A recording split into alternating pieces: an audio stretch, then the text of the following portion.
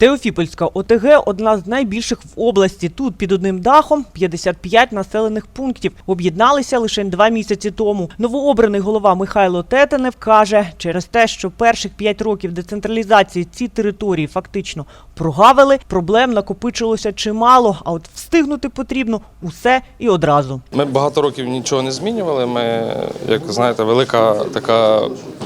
велика машина, стара, яка доходить до свого кінця, в неї вже те не працює.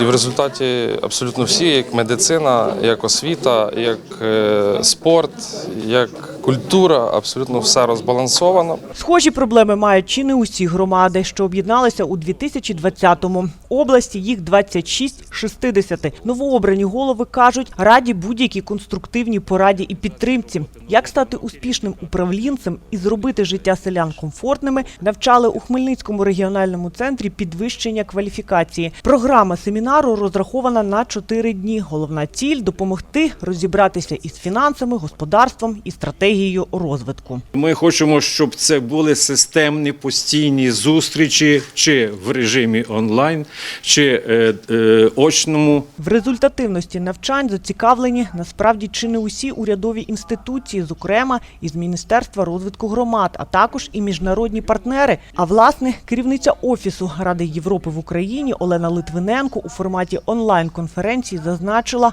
освітній марафон для голів громад є ефективним інструментом допомоги в процесах децентралізації. Це доводять перших 5 років процесу об'єднання. Всі міжнародні організації, в тому числі і Рада Європи, визнають, що це одна із найуспішніших реформ станом на сьогодні, яка була реалізована Україною, і фактично всі ті напрацювання, тобто це і бюджетна реформа, це і передача повноважень на місця, є вагомим внеском в тому, щоб формувати сильне, спроможне місцеве самоврядування.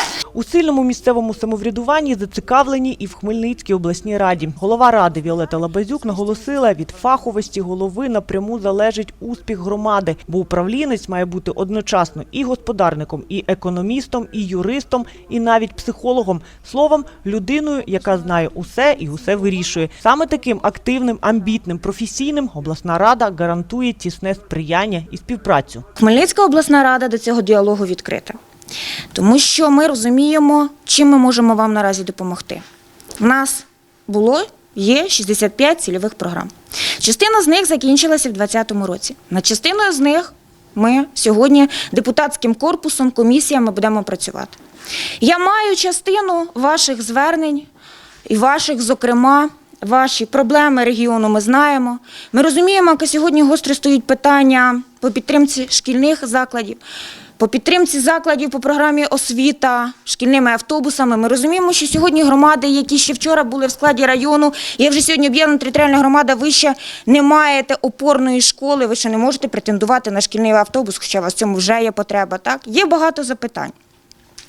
Але всі питання ми будемо вирішувати з вами спільно. Головне, щоб було ваше бажання, ваша ініціатива. Хмельницький регіональний центр підвищення кваліфікації вже в 30-те організовує такі навчання. Подібний багатосторонній формат співпраці і партнерства тут триватиме і надалі. Учасники заходу запевнили, мають спільну мету – сильне і спроможне місцеве самоврядування Хмельниччини і України. Юлія Астафурова, Олександр Саричев. Головні новини Хмельниччини. ТВ 7+.